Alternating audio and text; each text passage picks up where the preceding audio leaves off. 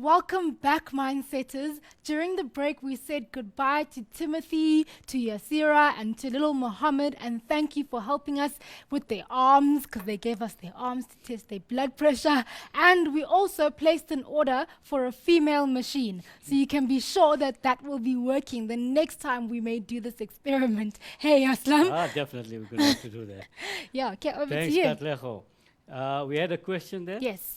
So there's a question, why is it that you use the left arm In when this testing? experiment. Yes. Guys, you notice that I stressed that when I did Timothy's, I took the left arm, and then I told you I did Muhammad's left arm, and then I said Yasira, and note that I'm saying left arm. The only reason that I did the left arm in all of them was for validity of our test, because we're taking the same, constant.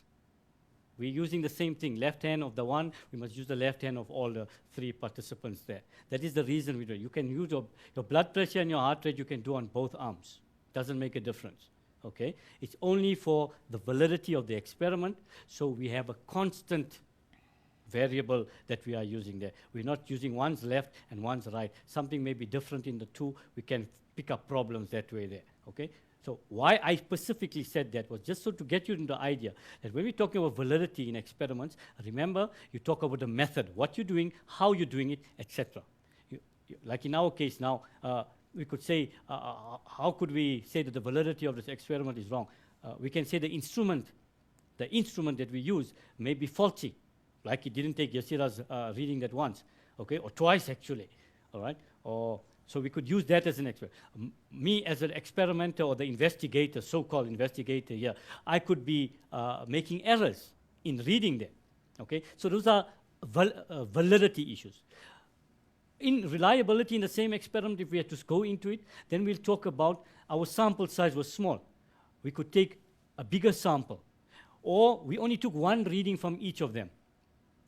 And one reading is not accurate. Even when you do this on your own, the advice from the manufacturers is you must take at least 2 readings or 3 readings and then work out the average from there. So keep those things in mind when you are dealing with these issues.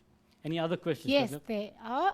What is the blood vessel that carries oxygenated blood from the lungs to the heart? The caller wants the learner wants to know what is the name of the blood vessel that takes oxygenated blood from the lungs to the heart.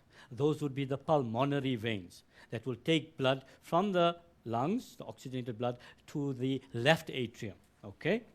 That's yes, it? there's one more. Yeah.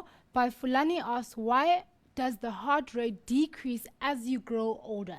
All right, in this case here, there's a whole lot of issues that we can talk about.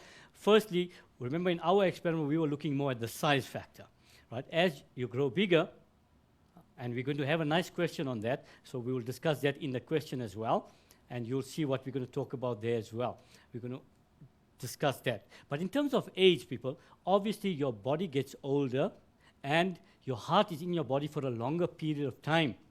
And I see one of the other learners said it gets tired. Yes. Yes, as ridiculous as that sounds, it's not that it gets tired, but obviously your heart if that was the engine in your car, it's getting worn out. Yes. So it's getting older, and it will also decrease in time. Okay? This is not true in all cases. You may get a man that's 99 and his heart rate is still spot on. It all depends on lots of variables. So age on its own is not something that's going to decrease with age. It's more in terms of size. All right. Okay. Good, guys. Great. I'm glad that you're posting your questions. That's what the show is all about. Now, here they give us a graph with various animals, and they give us some questions on that. Lovely data response question, and based on what we've just done. They say, provide from the graph. Right? I got the rubber on there. Go back.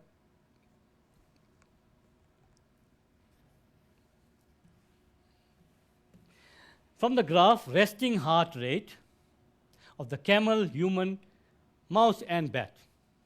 So there's a camel. What is the reading there? 30. So your answer is 30 for the camel. 30 beats per minute. They haven't given you units here, so you don't even have to put units here. But remember, when we're talking of heart rate, we mean beats per minute. So you can actually put that per minute. Because sometimes in an exam, they give you a 1 mark for the unit. The human, 70 here. By the way, the average human heart rate is about 72 beats per okay. minute. That's the healthy average that you should have, 72 beats per minute. And you see our guys were not far off this way, that Yes. way, all right? The mouse, 530. And the bat, 750. The next question says, how much time more does the bat's heart beat compared to the human? There's the human, 70, the bat, 750, and at 750, 750 divided by 70. Katleto, are you good you- with these things? You just need to press. Let me I'm help not a you scientific calculator guy. He's not my friend. out. There you go. There you go. Thank you, darling. That's 10.7, and if you want to round it off, it would be 11. All right. Where's my marker going to? 11 times more. And you can work out the other one for the camel as well. All right, guys? Suggest, now this is an interesting question for me. Remember what we did here, guys? Just to go back to this one, we simply took 750 divided by 70. Obviously, when we want to know how many times more, to get to that, we have to divide to get to that answer. What is the difference? Then we have to subtract. Please know these terms, because in the exams they use this terminology and you have to get used to it. So how many times more you'll have to divide? A ratio also you have to divide. So please make sure that you know the operation. The calculator part, that's easy for you. You can work it out. Okay? Suggest how the bat's heart rate would change when it's flying fast. Come, guys. We just did something based on that. So obviously, when it's flying fast, it would increase. And when it hibernates, new terminology, hibernates, when an animal goes into a stage of dormancy to keep itself alive when conditions are not very favorable. In case of a bat, which is an endothermic animal, that would be in the colder months because food is in short supply, etc. So therefore, it goes into a period of dormancy in that time. So if it goes into dormancy, it would decrease, obviously. What trend regarding the heartbeat of animals can be observed from the data presented? That's why I said to the one question there, we're going to look at that. That's the question is asking you that. What trend can we see here? Look at the animal sizes. As the animal size increases, the heart rate per minute decreases. By the way, earlier I said it's not on there. There's the rate there. It was on there. It was in the corner. We couldn't see it at that time. There's the rate there. Heart rate beats per minute. Okay? Great, guys.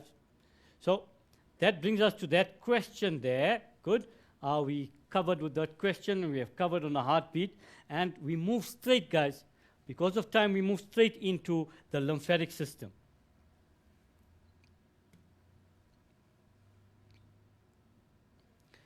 The lymphatic system is made up of the lymph fluid. Let's do that.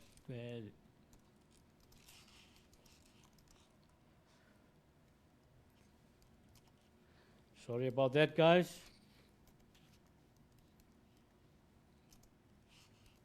All right. All mixed up. Okay, there we go. Better start now. Okay, made up of the lymph fluid. It's made up of the lymph vessels, the lymph ducts, and the lymph nodes. These are the major components of the lymphatic system: the lymph vessels, the lymph itself, the lymph ducts, and the lymph nodes. How do we get to the stage? The fluid that we talk, tissue fluid, is actually blood plasma that has left the blood capillaries. 90% of that fluid is returned. 10% becomes interstitial fluid. It means part of the cell itself.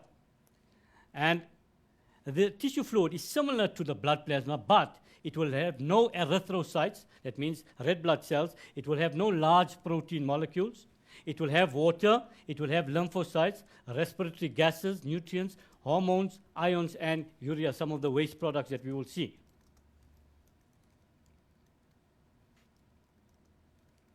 And a lovely diagram showing you the lymphatic system. Notice that we have lymph ducts, we have lymph vessels, and we have lymph nodes. These are little swellings along the length of the lymphatic system, which tends to slow down the flow of lymph, so that if we have a war in our body, war meaning an infection, then this will slow down the spread of the infection, so that the antibodies, etc., will attack these enemies and destroy them before they spread in the whole body. So we need to know this diagram more or less in terms of where we're finding all these different lymph nodes, the blood vessels, etc. Subclavian veins, very important. The right and left subclavian veins are important. The thoracic duct is important. And your lymph nodes there also very important. Now, what we said is that the lymph vessels assist to remove waste, germs, and excess water from the body. Also, lymph flows in one way only, from the bottom of the body towards the heart. Now, obviously, you realize that if it's moving upwards, there's a problem. It will need some help. And the help that it gets is from the muscular contractions, which will push it up. And the other help it gets is from valves. We spoke about valves last week to prevent backflow. So the valves will prevent backflow of lymph there. There's a lovely diagram of a lymph node to show you that if it comes in here, it will take time to move through these passages to go out. So what is this whole thing here for? Is to delay the spread of germs in the body. And this is how we have it. From the lymph capillary, they'll join to form lymph vessels. The lymph vessels move through the nodes. That will go to another lymph vessel, to the lymphatic trunk, from the trunk to the duct, and from there to the subclavian veins. So all the lymph is drained out into the subclavian vein, From there, it goes back to the heart to recirculate. So this is a lovely flow diagram to let you learn how the flow is done. Remember, we spoke about flow diagrams when we did circulation in the heart as well. Also, in the lymphatic system, we have villi in the intestines, and these villi have a central lacteal. You don't have to go too much into detail with that at your level. Suffice to say that the lacteal transports fat, because fats are too large to go in the blood capillaries. And once it is in the lacteal, the fluid is called chyle, or chyle if you want to pronounce it that way. Lastly, the functions of the lymphatic system you would have picked up already. They drain excess tissue fluid back, a return of plasma proteins to circulation, removal of bacteria and toxins. This is an important role because that's part of the immune system. Transport of absorbed fat that we just spoke about, and the manufacture of lymphocytes. Guys, in a nutshell, that is the lymphatic system. It's a small section in circulation. What you need to know is, first of all, the components of the lymphatic system, what it's made up of. What is tissue fluid? How does tissue fluid get back? How does lymph itself flow from the bottom up? You need to know the different nodes and the vessels. You need to know the functions of the lymphatic system. With that, guys, I hand you to my favorite. Before you hand it to me, what does lymph mean? Lymph Just means one word. fluid Okay. that is returned from the tissue fluid back into the lymph Okay, duct. cool. The minute it goes into the lymph vessel, the fluid that was blood, it became tissue fluid when Okay. it left the blood vessel. When it came back into the lymph vessel, it is now called lymph. So it's the same fluid with different names in terms of position. Over to you, Thank you, Kazema. Aslam. Thank you for an awesome show. Thank you to the Mindsetters and Junior Mindsetter for joining us today. And thank you to you learners. You guys were absolutely awesome today, grade 10s. I hope you learned a lot. Remember to learn more and learn extra. We'll see you next week for some more life science. Bye.